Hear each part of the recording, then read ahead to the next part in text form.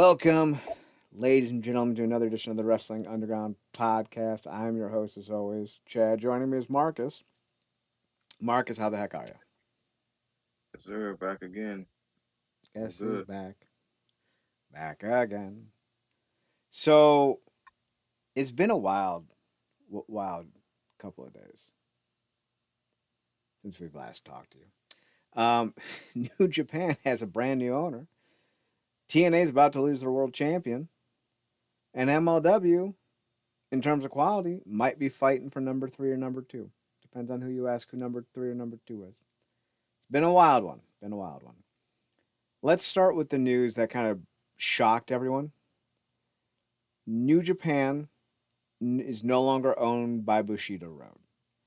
They are now owned by the same people that own Pro Wrestling Noah, which is Cyber Agent and TV. I think it's Ashi or Ashaya.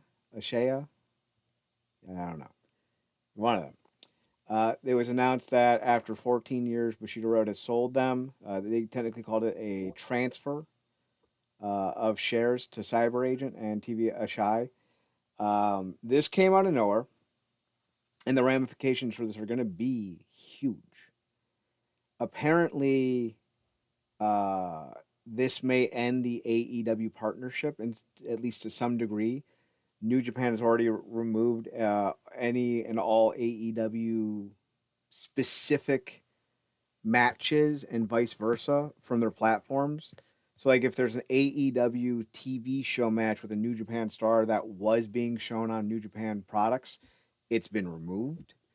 Um, this is going to be very interesting to see how things go forward with this because Bushido Road was very successful with New Japan and arguably led it to its largest moments in its entire history. Kenny Omega and Okada selling out the Tokyo Dome so many times and developing so many top stars. But with the ascension of AEW, losing so many guys to AEW and losing certain guys like Kenta and Naito to Noah and Noah respectively, because they both went to Noah actually. Um, it's not that surprising that this has happened. We're not sure what the depth and totality of this is going to be.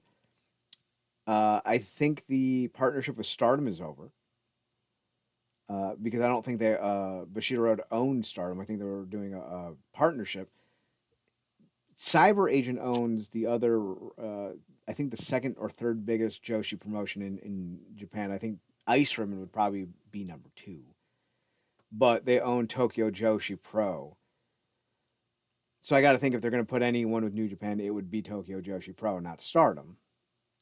They also own DDT Pro Wrestling, which is a hardcore comedy group, and they also own Pro Wrestling Noah, which holy crap, Noah's been on a tear lately, and I don't know in terms of revenue and numbers where they were sitting, but there was a very good possibility that you could argue that Pro Wrestling Noah, at least in terms of quality, was number one in Japan again. And now this company, Cyber Agent, now owns both Noah and New Japan.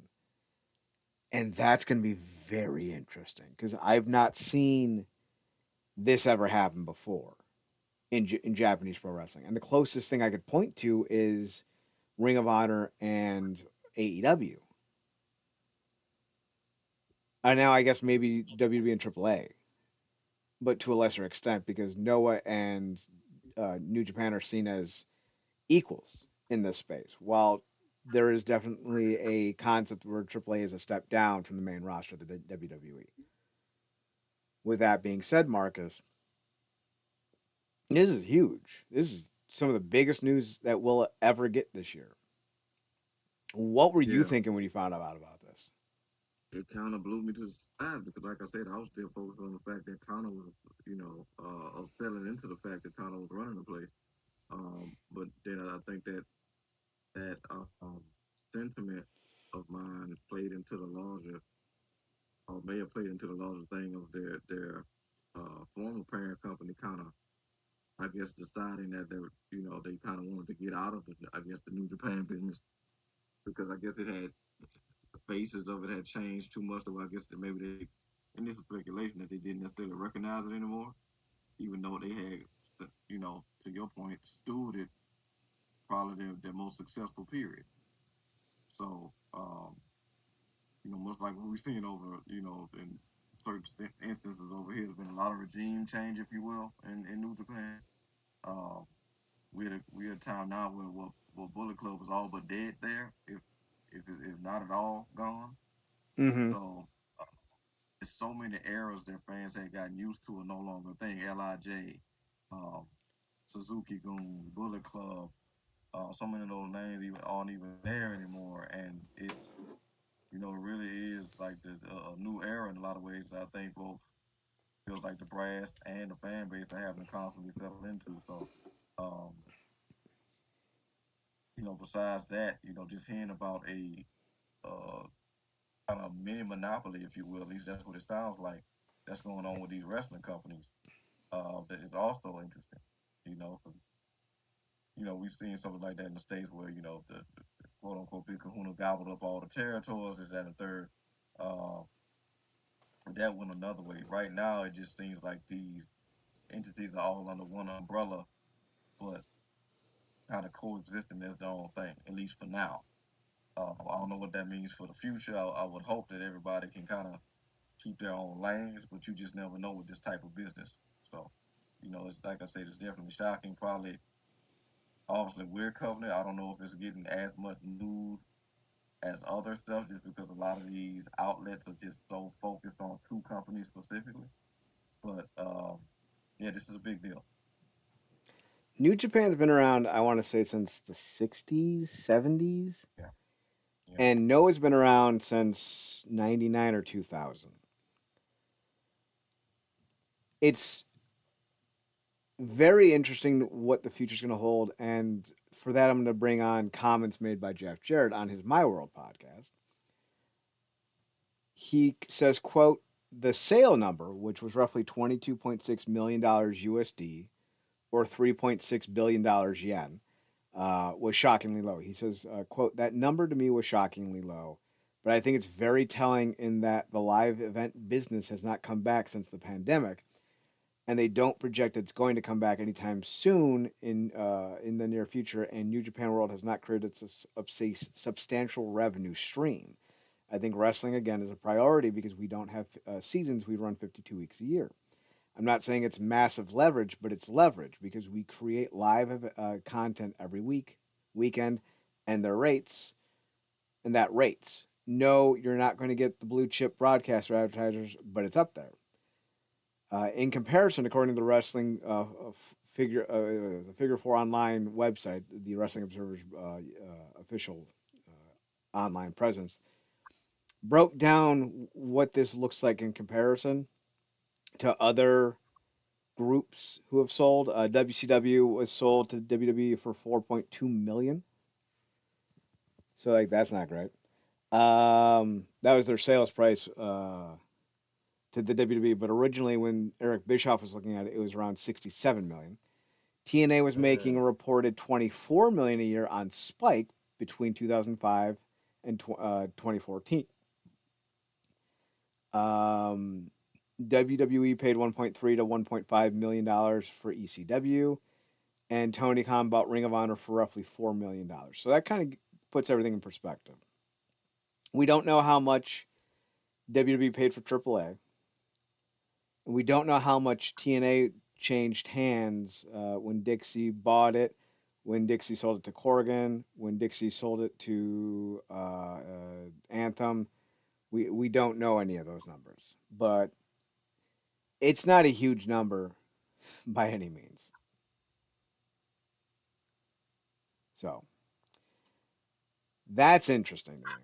Apparently, though, New Japan has also teamed up with Japanese Pod 101 to teach Japanese through pro wrestling. So I think we're already starting to see what um, what the new owners of New Japan is intending to do by making sure more and more people understand Japanese, but this might also be a way for them to cut costs long term.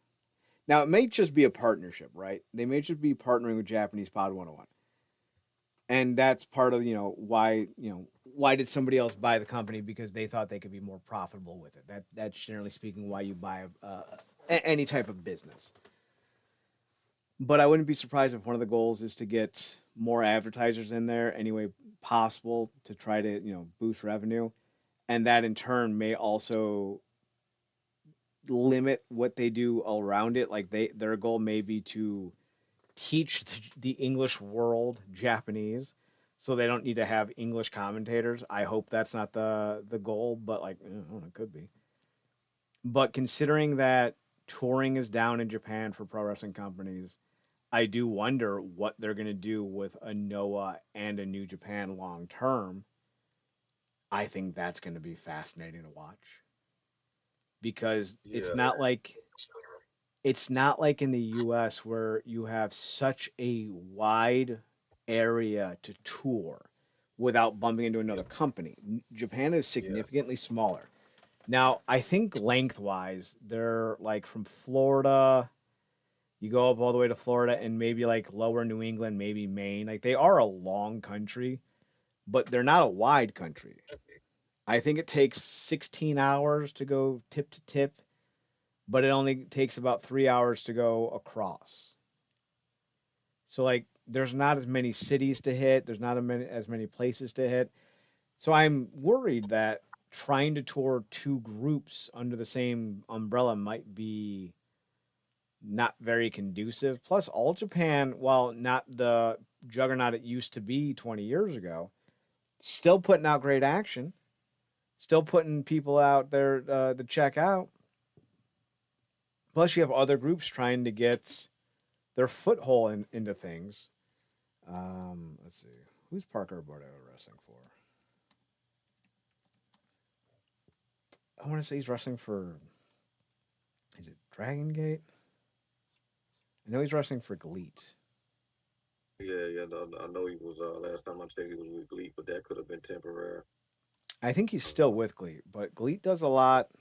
If I remember correctly, don't they do a lot in China, or do they also do Japan as well? He made you do Japan well because it was. I want to say, did they do some stuff in Kirk and all? I know that. I know they had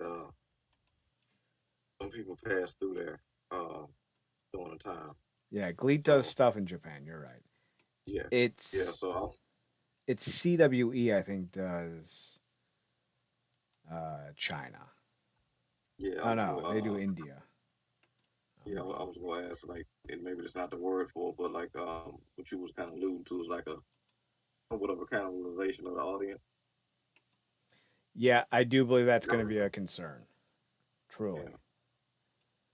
But you got Gleets. I think Dragon Gate's still around. yeah, So like you still got a lot of places that are fighting for the same revenue stream. And when you have two entities that run the same shows now, essentially, I do think that's going to be an issue. Truthfully, unless they're planning on running separate sides of the country and keeping the rosters completely, away from one another and not integrating them in any way, shape, or form, I think this could cannibalize themselves. And I think what you'll end up seeing, unfortunately, down the road is a full-on merger. And I don't think that's good for anyone. Like the reason why Noah and DDT worked is because they're so radically different. DDT usually happens in like a rice field or on a train or in an office building, some weird, stupid thing. And then Noah was, in Kirkin Hall. It's in these cool, fancy ass buildings with these giant stained glass windows.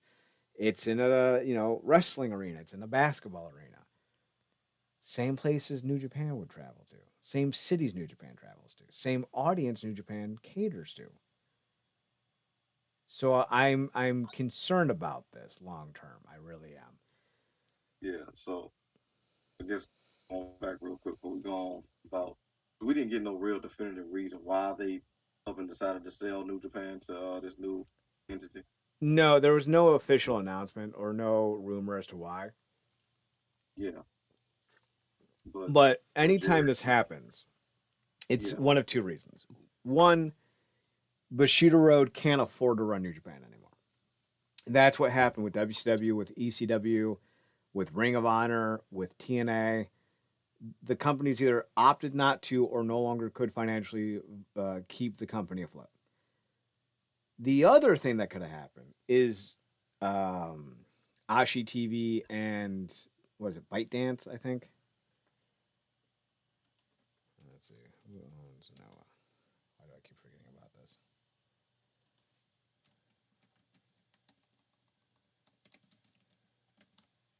Ashi TV, Cyber Agent, that's what it is, not Byte Dance. Cyber Agent and Ashi TV may have offered up a too good to be true offer for New Japan, and that's why it happened. I don't know if that's the case. I don't know if Bushido Road needed a sweetheart deal to sell it. But this is now the situation that we've found ourselves in. And I'm curious how this will play out, but I am not optimistic. And right now, optimism is hard to find in the world of pro wrestling because, uh, according to the rumors, Mike Santana is likely done with TNA after Slammiversary. Right now, it sounds like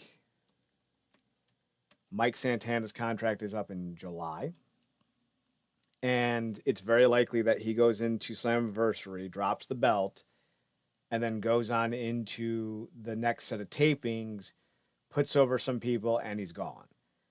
And this may be at the same time Leon Slater wraps up because he's expected to have his contract up sometime in July or August. And it's very likely that both of them head to NXT when their contracts are up. Now, it's possible Leon Slater goes to AEW. Mike Santana is not going back to AEW. If Mike Santana doesn't go to NXT or WWE, he'll re-sign with TNA.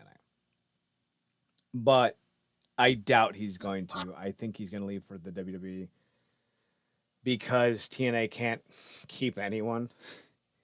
You know, Ace Austin, Josh Alexander, Deanna Prato, Jordan Grace, Joe Hendry, fucking the Rascals, and now Leon Slater and Mike Santana. The only guys they've re-signed over the years have been the Hardys and Eddie Edwards. But I would never say Eddie was a draw like some of the other guys. And I would yeah, never say that the Hardy Boys could work as well as Ace Austin or Speedball Mike Bailey or whomever. they aren't the guys that they should be focusing on going forward. They're the guys who stabilize the foundations to focus on guys like that going forward. Exactly. Um, it's just disheartening because it's like how you don't set yourself up to be able to keep guys like Mike Santana when they have been built since the very first time he showed up in that company to be the emblem on the Mercedes, and he's been more so than probably any other uh, male on that roster that wasn't already a champion at a prime build to be a world champion, and then actually won the title. How that got booked afterwards is you know we talk about that probably till we blue in the face. But the way they did him, I thought was real quality. You really got to appreciate him as a singles performer and somebody that was like to build themselves as a stud on that roster. And when we talk about his potential options, should he leave the company after everything he's been through in TNA, both success and failures, it's like he can't. I would imagine he would not gonna say he can't go back to AEW, but I would imagine that bridge is kind of burned, both uh, from a business perspective and from the fact that the whole reason why he came to TNA was because he absolutely saw the writing on the wall and he seemingly saw himself as getting canned in AEW. At NXT, we talked about this already. It would absolutely be a step back in terms of where he is now as an actual performer. for him to go to NXT when he's leagues above so many of those guys in a way of NXT is absolutely developmental now in the way of all these guys that we're seeing on a week to week basis on that TV show are absolutely new. Even that bigger guy that everybody's either on board with or critiquing. What is it, Maddox? The N- bigger chunky white guy? Yeah, it's not Maddox, but it's something like that, like Yeah. Bradox or Mordor Yeah. or blah blah blah. Yeah, that. So he's very much indicative of what that roster now looks like. It is not that black and gold super indie brand at all.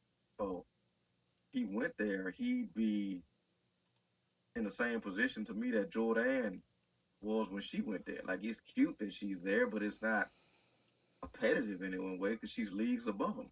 Mm-hmm. Even if you make her dial it back, make him dial it back, it's going to become apparent where he is versus where they are. So uh, it, it just baffles me that TNA doesn't make more of an effort. I'm hoping really what feels like now against hope that he resigns, but it's like you the brass don't give these people any reason to resign, whether it's how they do leading up to these negotiations or what they do or suggest with the money. It's like, how do you guys not look at guys like Santana and some of the other names that we mentioned and make a concerted effort to keep them? Like, I don't get it. On one hand, it may be a situation where Santana would prefer to go elsewhere. You know, he may want the WWE money. On the other hand, TNA may just not be offering these guys enough money, if anything at all. You know, they might Mm. be saying like, "Listen, we're not going to resign you. We can't afford you. We're not going to try." And that might be, that might be the extent of it. I don't know what Silva. What the fuck is his name? Is it Silva? I want to say it's Silva. Carlos Silva. That's the guy. Carlos Silva. Yeah, that seems right. Yeah, I don't know what Carlos Silva's belief is with wrestling. I don't know if he values signing stars, if he just thinks that they're going to be a stepping stone for other companies and that's all they're going to be. It's like, all right, whatever. But this company's out of steam, man. Like, there's no momentum. And that's an issue. I'm working on a new article for the website, realnerdcorp.com. And it's what I would like to see happen with TNA. Around about Slammiversary. And let's see. There's something going on with the tickets with that thing, is it? Or is there Yeah, they're not something else I'm selling thinking any. about? No, they're not selling any. No. Gotcha. I think they've sold like 1,200, 1,300. But the problem is like, I went through every issue, and I'm not going to name all of them. But like, you need new creative. Delirious and Tommy Dreamer have got to go. You have too many of the same gimmicks. Every stable in your company is a heel stable. Two of them are the same gimmick, just without suits, and that's order four in the system. A lot of your guys have not evolved or changed their characters since they debuted however many years ago. Like Mike Santana is still the same Mike Santana that he was when he debuted or returned in 2024. Elijah has not worn a different outfit in his entire TNA run. It seems like Hmm. the tag team scene is stagnant. You have the same tag teams. You're not doing anything else. Santino Morella has been here for 6, 7 years, 5 years. I don't remember how long. And his shtick is old. It's tired. You want to put him in like a legendary tag team situation where he pops up with like Cody Deaner as the hometown man. You do some tag matches. Okay, that's something different. But the son of my god, like we're 20 years past it. We're good. We're still being force fed Frankie Kazarian and Eric Young when honestly they might be the best picks to be your new creative. You're not Mm. signing guys that could do anything with any like big term prospects. We keep getting like Zaya Brookside. We keep getting guys like Brian Myers, guys that are like low stakes, low effort, low intrigue, and won't move the needle in any way, shape, or form. Lee Ying Lee's another one, right? Yeah. The WWE partnership has not done for them what people thinks it's done for them. It's really just opened up a lot of their issues, especially with their hiring practices, and it's just a lackluster gimmick at the moment. And I got like 10 or 15 ideas that I want to see TNA do that I'm going to put out here probably Yeah. tonight or tomorrow. And No, I'm look.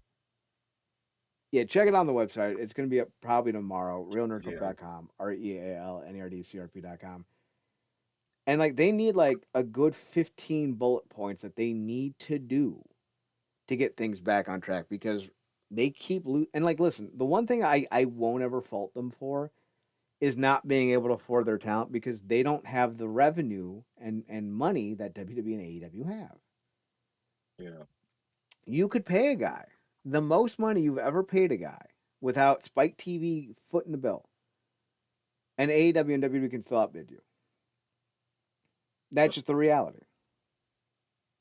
do they do themselves a disservice on potentially being able to cut some fat when you're bringing in names like Daria? So yes, and also no. Daria is a waste of money. But my concern, Marcus, is that was still the best name they could get. And when No. that's the situation you're in, when we have to ask that question sincerely, I think it becomes all the more telling just how rough things are under Carlos Silva and Anthem proper. Because before, the idea that TNA would make an offer for someone that could get them in seemed possible. They made overtures to Osprey, to CM Punk. They've went out and tried to get other guys in the past that opted not to sign with them before. And this early on, it seemed like TNA really had an idea. They signed Nick Nemeth. They got Elijah. They're not Hulk Hogan and Ric Flair, but they're good talents. Nick Nemeth is a hell of a wrestler, and Elijah is one of the more shockingly good wrestlers we've seen in a long time. Again, he's not Dean Malenko, right? He's not Ricochet. He's not, whoever you want to say is the best in the world. But I think everyone is a little bit surprised with how good Elijah is in the ring. I don't want to say I'm included. I've always been a fan, but I really see what his value is as a worker. The problem is his gimmick is 10 years old. He hasn't done anything different since he debuted in the WWE, whenever that was 2016, 2017, 2018. So he doesn't have the same je ne sais quoi that you want him to have. Yeah. But TNA needs to make some shocking moves to get people reinvested, and I just don't know how you do that. Personally, part of me thinks that your best bet going forward is to separate the Hardys into individual acts to get the most out of them individually. I don't Yeah, which know would be what they great. can do as singles wrestlers in a long term situation. Like asking Matt to go 15 minutes seems like a hard thing to do. Asking Jeff to go 20 minutes seems like a hard thing to do. But it seems doable if you cut their minutes to 10 and 15 respectively, with Matt getting 10, Jeff getting 15. And I still think both dudes can hold a title for a little bit, Yeah. which can help Yeah. ease some of this influx of departures. Yeah. And feel like you can also cut some of their time with their alternate personality theatrics, like with Willow and Broken, Matt Mm-hmm. respectfully. So that could be a great benefit today. I wish they try to tap into more. I mean, they've been looking to do so, I guess, with this whole against the righteous, which I've not really been the biggest fan of. But um, yeah, it's just interesting having this conversation, talk about finances they do or don't have. Like, how long ago was it that we was having a conversation about them potentially being able to bring somebody like Jericho in? Like, how was that a real conversation? How did we have in this one? You know, the Jericho made sense when it did because I think a lot of us thought that he was running out of places to go. Yeah, I don't know if we all saw Jericho signing with TNA because he wanted to go to TNA above all else, but that he wouldn't end up back in WWE and that it seemed like his time in AEW had ended. So TNA made the next most logical sense, and they could probably pony up enough money to convince him to wrestle for TNA, as opposed to ponying up enough money to get him away from the WWE or AEW. Let's say he's like, for the sake of argument, right? Let's say he's making 100K a year in AEW, and he leaves and he wants to leave AEW, but WWE doesn't want him back. Triple H hates him. TNA is like, we can't give you 100,000. You don't want to be in AEW. AEW doesn't want you. WWE doesn't want you. We'll give you 65,000. Would you take that? Sure, I'll take that because I'll work 2 days a month. Okay, cool. In AEW, to get him to wrestle 4 times a month or what have you, he's probably going to want more money. So you're not going to offer him more than AEW can offer, but you could offer him enough if AEW was on the table. And I think that's where someone like Jericho made sense. Not that you were going to give him the same money he was getting in AEW, but that you could get him for something that would entice him to come to TNA. But when he re-signed with AEW, it again became clearly and obvious that TNA doesn't have the financial backing currently to sign their guys to big deals to keep them. So that's Yeah, unfortunate. looking, looking forward to that. Looking forward to that article It's going to be up in the coming up. next 24 to 48 hours. One of the big names that TNA did sign, because it's not been all bad for TNA in 2025. They signed one of the hotter free agents in Ricky Sosa, but he's been gone. Well, where's Ricky Sosa been? According to Eddie Edwards, Ricky Sosa is having visa issues. So I don't know how true that is. I don't know how much Eddie is privy to, but it tracks. Another big signing that we were excited for initially, but after his short term April run, maybe we've fallen a little asleep on the wheel with him. Is EC3, another guy who has not been seen on TV for a little bit, and who lost to Eric Young in his second match back with the company. Well, it may be obvious now why EC3 lost that match and why we haven't really heard much of him since that loss. EC3 has just finished a 20 odd day tour of Canada with Canadian Wrestling's Elite. He wrestled 21 matches, and he's been with them essentially since May 1st and all the way to May 22nd. So I would imagine that at the next TV taping, EC3 will be back in the fold. Um, More than likely, maybe even sending his stuff in to set up stuff for Slammiversary. Getting back both EC3 and Leon Slater for Slammiversary would be a very big coup for TNA, especially because I believe they signed EC3 with the almost the stern belief that he'd be replacing Mike Santana as world champion. Because right now there is not another name on that roster who should be world champion unless you want to go back to Eddie Edwards. So, and Mustafa Ali. I would say Mustafa as well, but that's really it. So, Slamversary could look a lot better than it currently does, but right now it's set for June 28th. It's going to be one of three major shows on that day. There's an NXT show and an AEW show all on the same day. Fucking atrocious. I think it starts at like 1 or 2 in the afternoon, which is just a fucking travesty.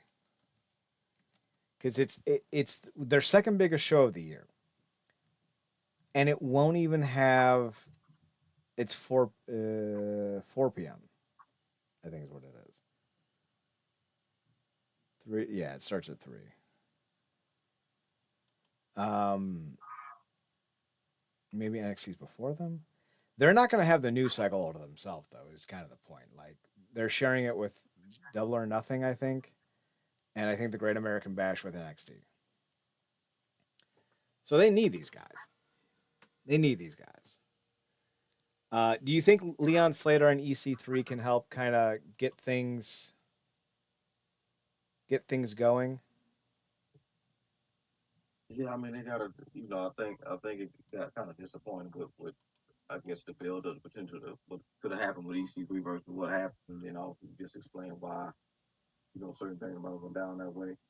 Um, you said you talking about EC3 and Slater, right? Mm-hmm. And not Slater, Yeah, I mean, Ricky Sosa. yeah, I mean, look, I think we just gotta get Ricky Sosa back and get some consistency around him on the shelf.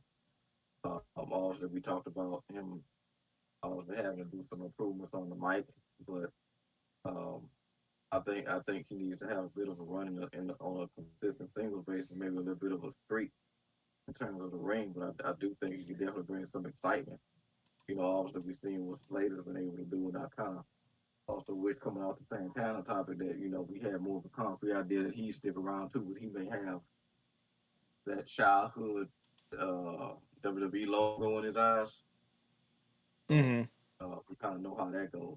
So yeah, it might depend on going back to a little bit of old habit with EC3, but I think he also has to kind of pick up some momentum as well because he isn't aware, particularly with this version of the TNA audience, where he was all those years ago when he was the hottest star on the show.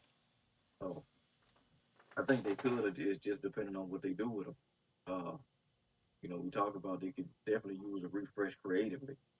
Whatever Dreamer and what Delirious have been doing is, like you said, it's stalled. So, on top of the financial issues, if your creative is basically stale, you just gonna run into a whole host of problems, which ultimately culminate, and to your point, in one of your biggest shows of the year not selling tickets the way it should. So, I think getting those two names back and consistent is just one uh, of the many things they need to do to, come up with some of them solves, which you probably gonna end up laying out as well in your article. Yeah, the article is going to go through a lot of what they need to do for that.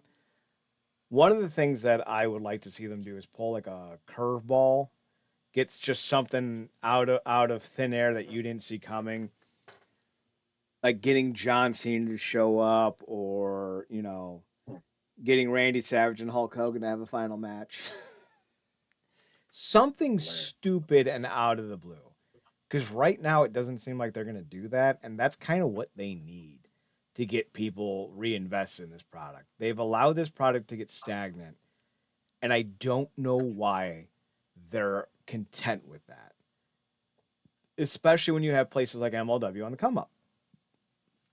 They just did their first weekly show back. They did the first two episodes of their new run on Fusion.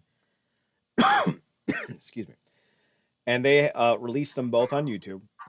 And they kind of framed it as a 2 hour showcase, but it was in actuality a back-to-back offering of their weekly shows. So as long as you're like, as long as you go into episode one into episode two, and you're ignoring the fact that they're like, on last week's episode, you mean the one that just happened? It's a good right. show, great show. Austin Aries and Trevor Lee had a match of the year contender. Shotzi and Priscilla Kelly had a decent match. Scarlett Bordeaux, they're really building up the women's division more now than ever before. Because I can't remember the last time they did a weekly show with two women's matches, and they did one with Aaliyah James versus Scarlett, which was a glorified squash, and Shotzi and Priscilla Kelly, which was fantastic. For what it was. I'm not saying it's a 3-star classic, but it was good for a TV match. But Austin Aries and Trevor Lee stole the show. Killer Cross had a pretty decent promo. They made him seem like $1 million. And then on the second show, it wasn't any one strong match. The first one, Diego Hill and Adam Brooks had a good outing. Zamaya had a squash. The Good Brothers and the Coffee Brothers had I don't want to say a squash, but it was like a squash for the stars, so to speak, where you get like a good 8 minutes in, but the outcome's already pretty much decided. Then you got Hammerstone and Bishop Dyer, and while Hammerstone, I don't know if he's doing steroids, if he just works out too much, but I think he's got a little too much weight on him, and he doesn't move as well as he used to when he was getting the national title and then the world title and then feuding with Hammer with Fatu and Alex Kane and Richard Holiday. But Hammerstone and Bishops still have a pretty damn good match, all things considered. And Dyer, I think, is about to go back to the WWE. So, we'll see what happens with the MLW tag team titles. But Yeah, this was a good back-to-back episode for MLW. good. Yeah, man, good stuff. Obviously, everything you mentioned. Really happy for Shotzi because she's really getting a chance to showcase her in-ring ability. She got a streak going, which is really cool.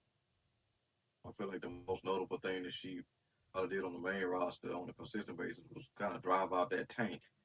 Mm-hmm. And after that, it was probably her hosting Halloween Havoc, which she did a fantastic job of NXT, but that didn't really need to any character momentum for her, particularly in the ring. So, if they did let her in the ring, she was tagging or doing some just spot filling match. So this is really cool to see with her.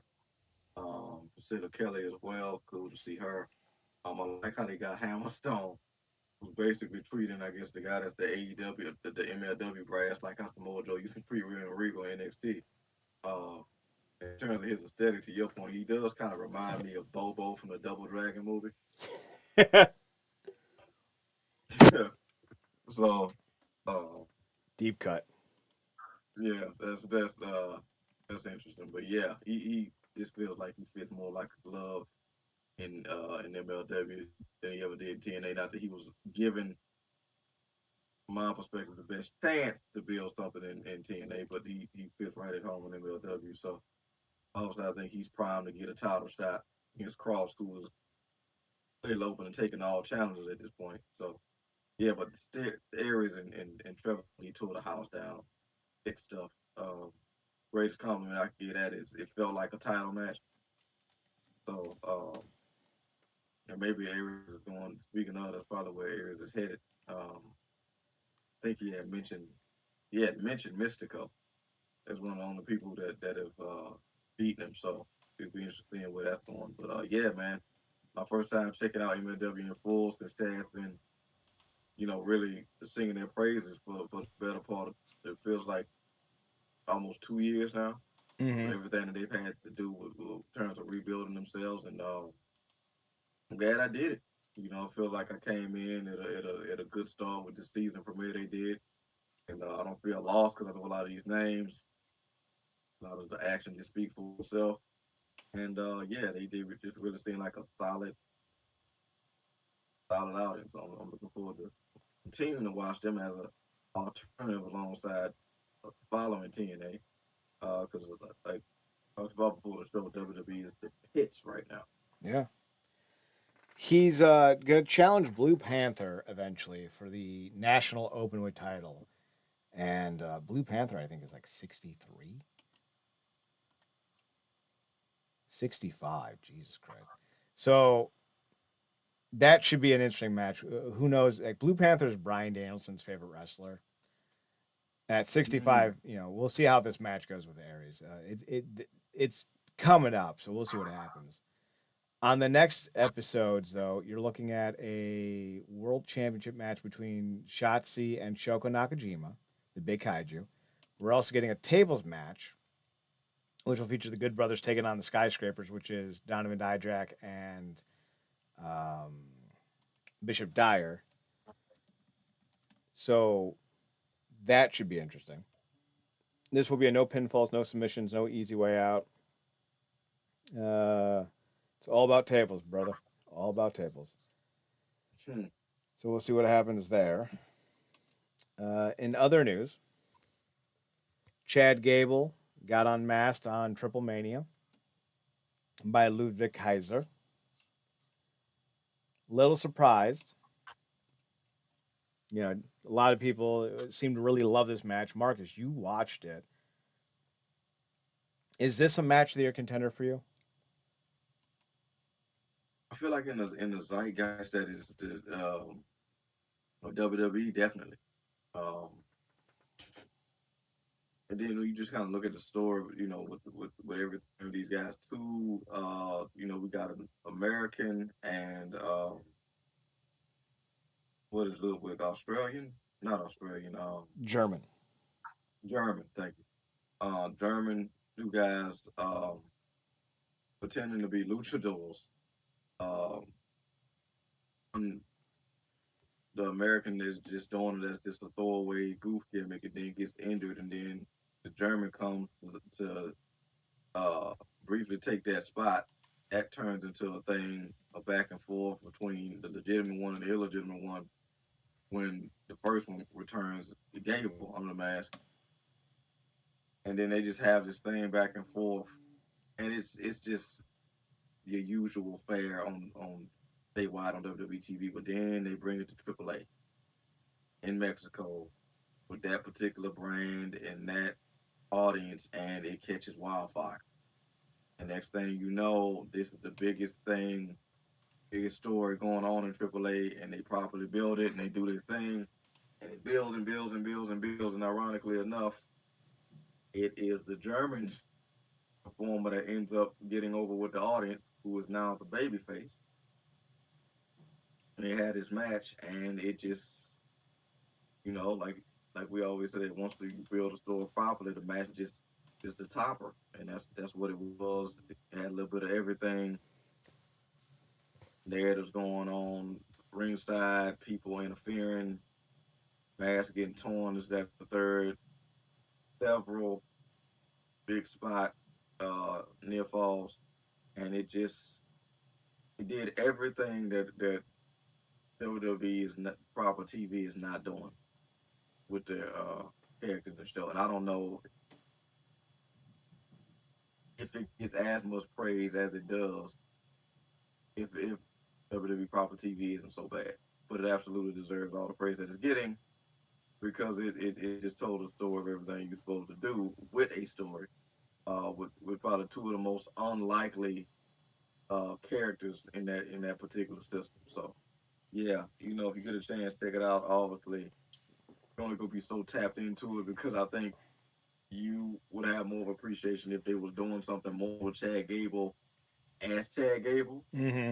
But like we talked about before, I think ironically enough, these luchador gimmicks I think probably saved both of their careers, specifically Ludwig, who once they separated him from Gunther, I felt like he was just gonna fall through the cracks and probably would have got released with that last bunch.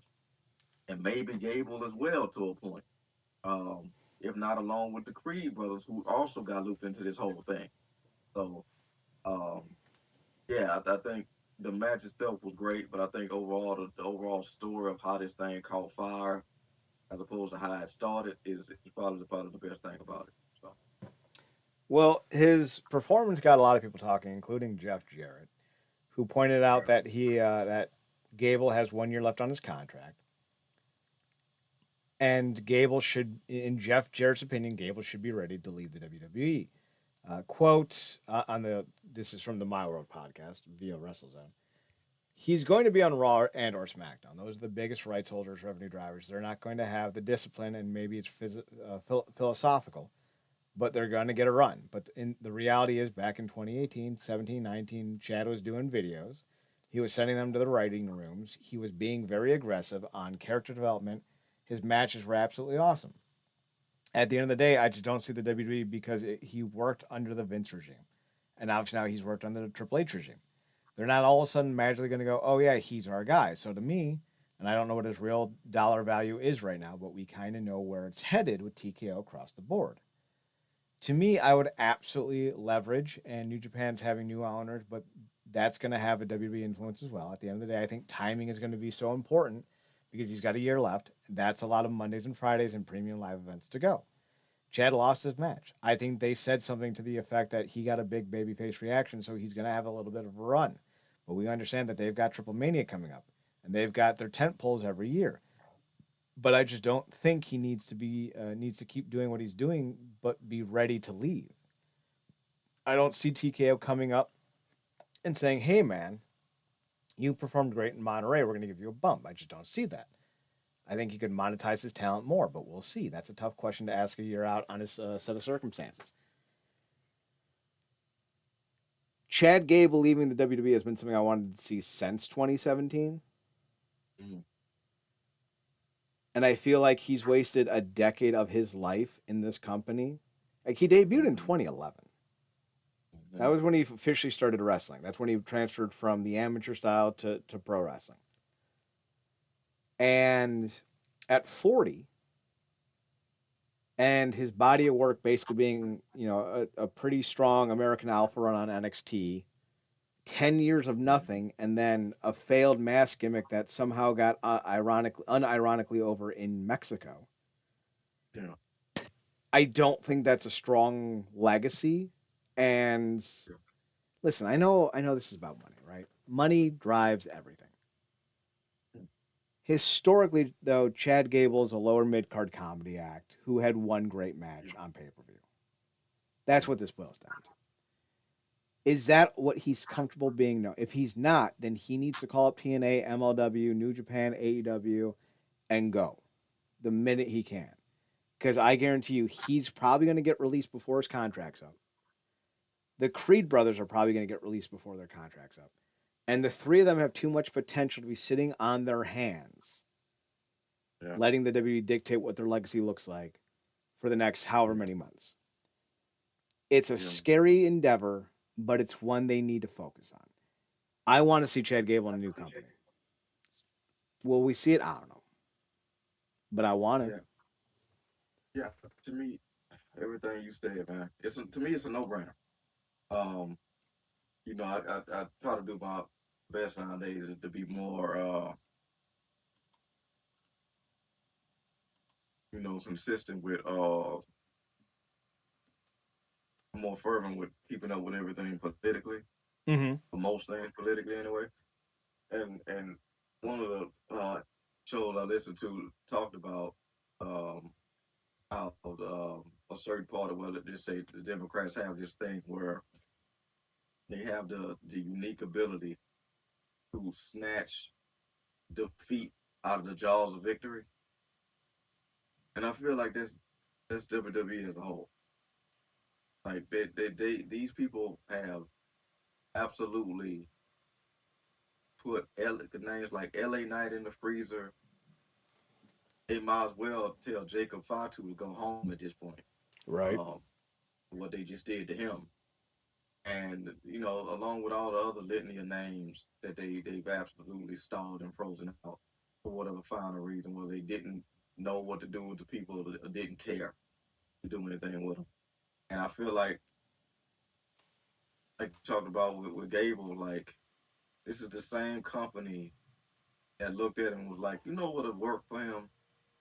All you know, calling him Shorty G and putting him in shorts, a jersey, and a backwards baseball cap and calling him Shorty G.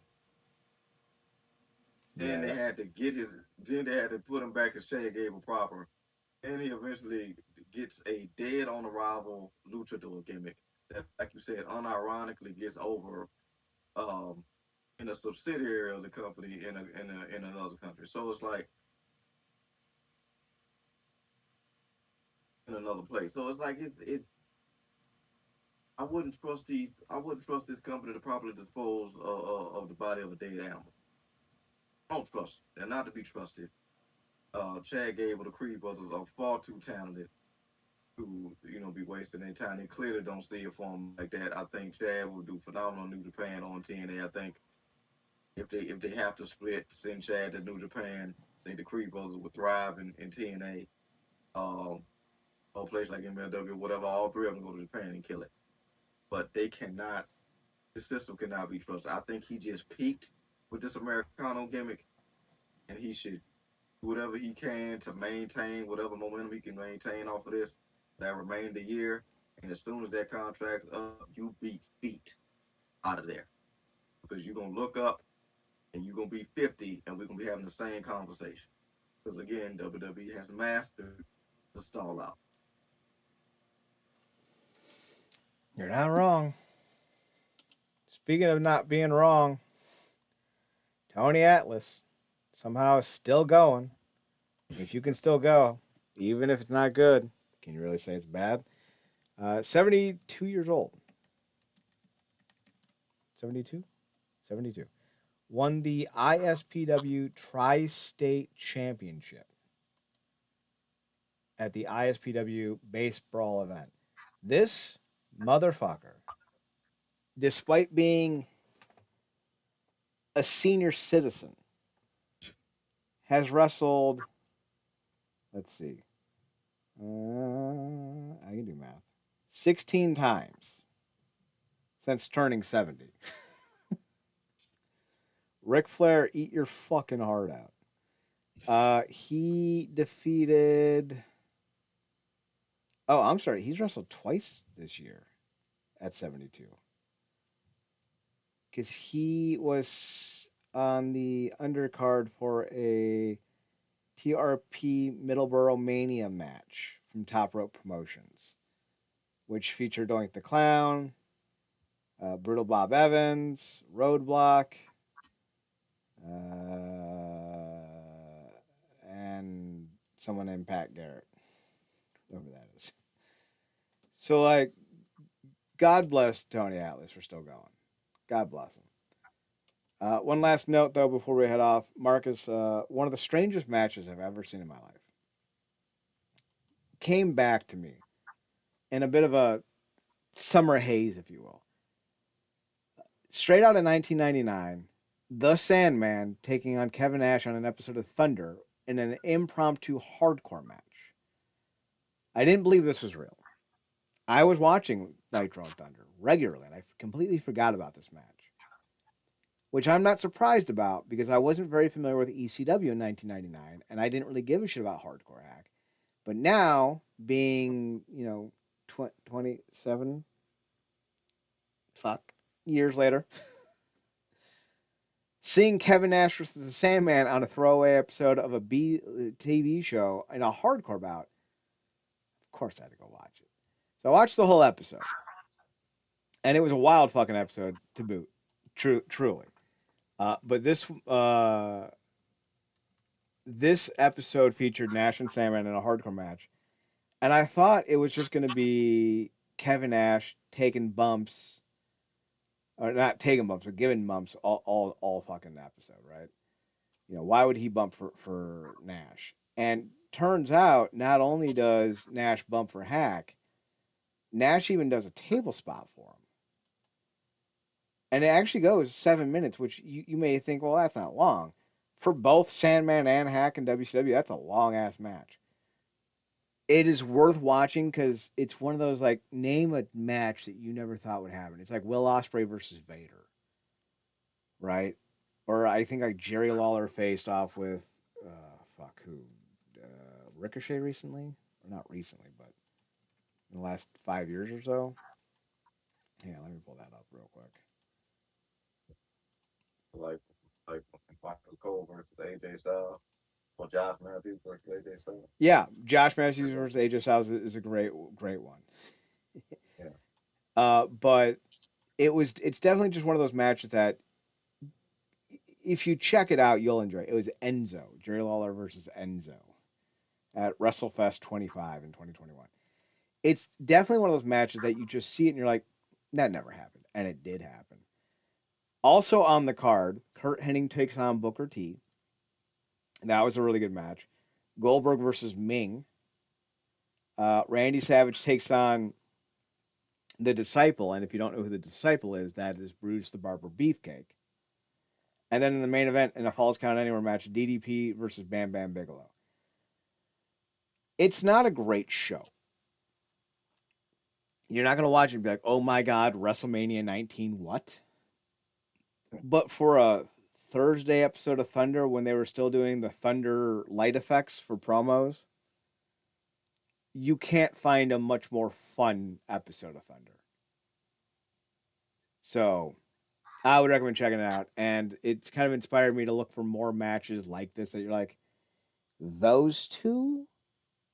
What? So maybe next week we'll do a little bit more with checking out matches like this. Marcus, any final thoughts on this week's show? That's just that's just hilarious to think about. That's a combination I would have never thought about, and might prompt me to go to YouTube and try to go down some rabbit holes just to mix up names because a lot of times uh, people that you never would have thought faced off have it in places you weren't looking. I Sorry, I had think to that was sneeze. oh bless you. Thank you. Uh, yeah, but that was one of the beautiful things, but that was consistent and great about Battle of Los Angeles because it facilitated a lot of those instances. But in terms of weird matchups, yeah, Sandman versus Kevin Nash, which I think we talked about before the show. Like Kevin Nash didn't have a long list of hardcore scenarios like that. So that's intriguing. I mean, I would imagine that WWE, since I think they separated their vault channel to its own thing, will kind of have a matches you didn't know happened section, and that would be one of them since obviously they bought WCW.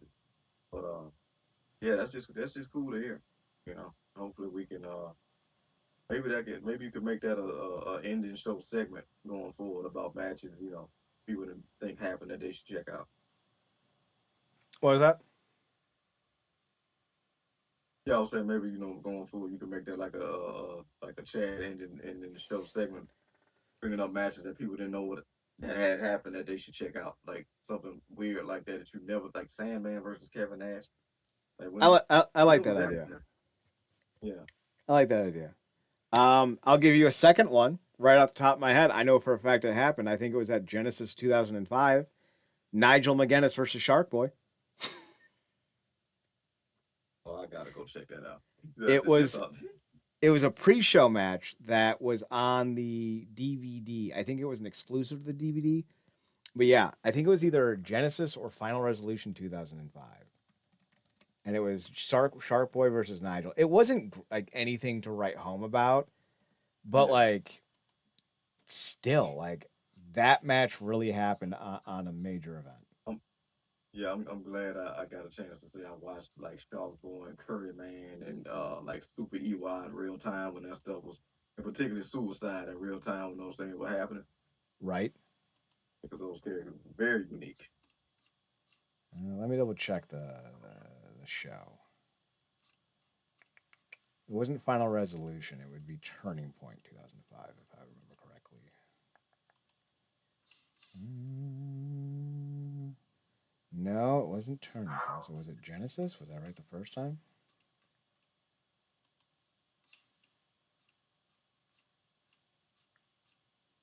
Yep, right the first time. Shark Boy versus Nigel McGuinness on Genesis 2005. To think that Nigel McGuinness was on the same show where Raven took on Justin Incredible, Three Live Crew, which is Road Dogg Conan and Ron Killings took on Team Canada, Monty Brown versus Jeff Hardy, The Ministry versus Austin Aries, Sabin, and Matt Bentley and Sanjay Dutt in an Elimination X match. That's one of the best matches in TNA history we don't talk about.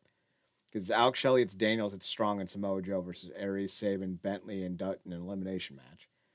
Abyss versus Sabu, Styles versus Petey, and Team 3D and Rhino versus Jeff Jarrett and America's Most Wanted. This is one of the better low key TNA shows that we just don't talk about enough.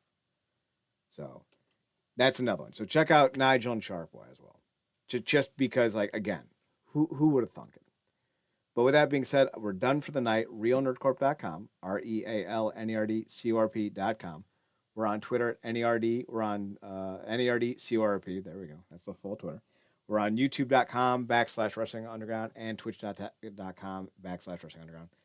Marcus, you can be found on your personal account at Paradox Kid, PARADUXKID. That's me. You can also find him on his other podcast, The True Penny Show, TRUEPENNYSHOW. You guys recently talked about the New Japan purchase as well. What else have you guys talked about Yeah. recently? Obviously keeping up with everything with rest of the Super Juniors going on. Um, Obviously that's hot, and we got a new installment on our Mount Rushmore series for the hard talking about some stuff with the barbed wire massacre. Not barbed wire massacre. Just It's barbed wire matches, and some of the female legends that have participated in those, like Dakota and some names like that, and a few other women. So check that out. Like I said, also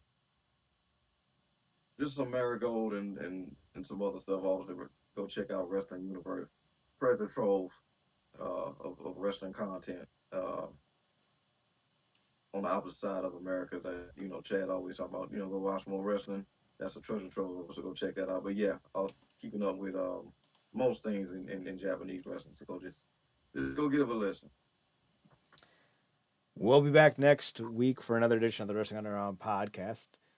Remember, as always, to watch more wrestling. Thanks for tuning in. Thanks for checking us out. Thanks for giving us a chance. Marcus, with all that being said, take us home. Good night.